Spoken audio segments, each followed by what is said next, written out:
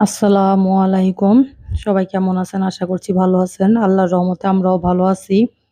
তো অনেকদিন ভিডিও দেওয়া হইতেছে না। আসলে একটু অলসতার কারণে। তো ভাবলাম আজকে বৃষ্টির দিন খিচুড়ি আর খাসির মাংস রান্না করতেছি যেহেতু একটু ভিডিও করি। তো আমার শুরুতেই খেয়াল ছিল না। তো হঠাৎ করে খেয়াল হইলো যে যেহেতু খিচুড়ি রান্না করতেছি বৃষ্টির দিনে, তাইলে একটু ভিডিও করি।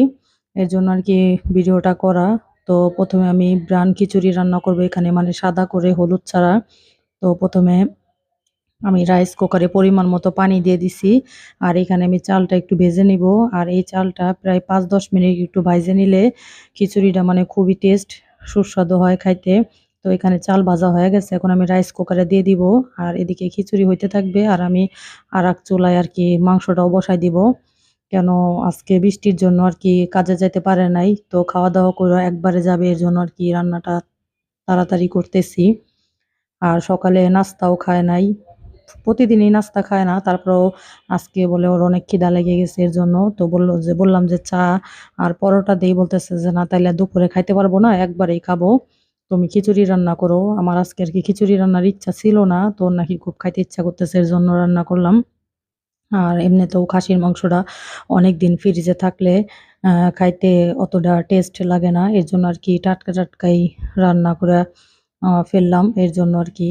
আর এইখানে এই যে খাসির মাংসটা আমি সবসময় আগে একটু তেলে ভাইজা নেই, তারপর আরকি মসলা এড করি। এমনিতে খাসির মাংসর এক্সট্রা একটা গন্ধ, ওই গন্ধর কারণে অনেকে খাইতে পারে না। কিন্তু এইভাবে যদি রান্না করা যায় একটু গন্ধও লাগে না, মানে খুবই টেস্ট হয়। অন্যরকম একটা টেস্ট। আর এখানে আমি একটু সুন্দর করে পেঁয়াজে, তেলে সামান্য পরিমাণ লবণ দিব। দিয়ে আরকি ভাজা করে নিয়ে তারপর আরকি সব মসলা এক করে এড করব।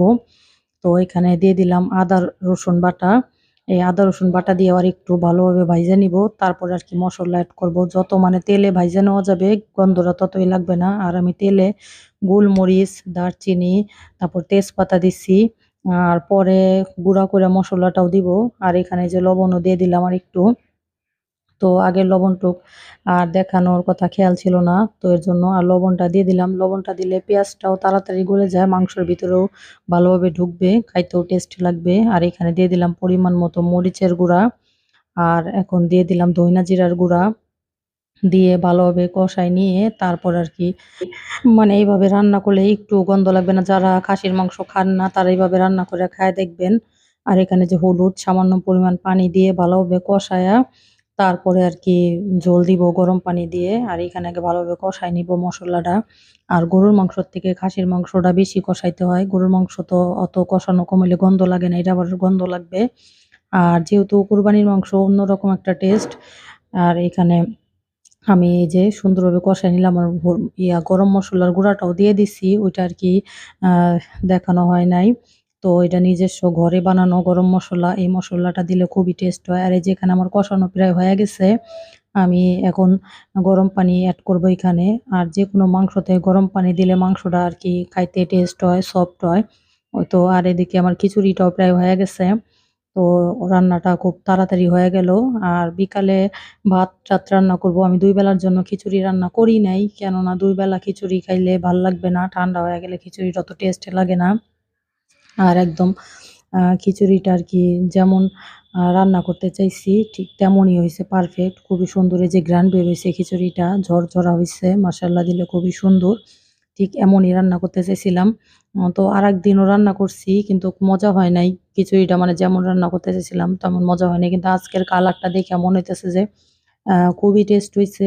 পারফেক্ট একটা আরকি খিচুড়ি। তো ঘ্রাণেই মনে হইতেছে যে এখনই খাইয়া ফেলি। খুবই টেস্ট হইছে। আর আমার হাসব্যান্ড বলতেছে যেহেতু রান্না কমপ্লিট তো আমাকে খাইতে দিয়ে দাও। আমি বৃষ্টি কমছে চলে যাই খাইয়া দেয়া। আর এদিকেও মাংসটা আমি বলতেছি আরেকটু হবে। তো এখানে যে আ বলক এসে গেছে মাংসটা প্রায় হওয়ার দিকেই। তো আমি ঝোল রাখবো না, একদম ভুনা করব যেহেতু খাসির মাংস। আর আমি এখানে আলু দেই নাই। তো আলু দিলে ভাল লাগবে না। একদমই ভুনা করব। গা মাখা ঝোল। তো এই তো হয়ে গেছে। এখন আমি এই যে মাংসটা নামায় নিবো। আর ওকে খাইতে দিয়ে দিব। তো আ আজকের মতো আমার রান্না-বান্না এই পর্যন্তই। তো সবাই ভালো থাকবেন। আমার জন্য দোয়া করবেন। আমি যেন প্রতিদিন এরকম ভিডিও দিতে পারি। আর বিশেষ করে সেদিন আমাকে একটা ভাইয়া ফোন দিছিল। আমি নাকি ভিডিও দিতেছি না অনেকদিন যাবৎ। সেই ভাইয়ার নাকি আমার ভিডিও দেখতে ভালো লাগে। তো ভাইয়া মূলত এটা আপনার জন্য স্পেশালি ভিডিও। সবাই ভালো থাকবেন, দোয়া করবেন।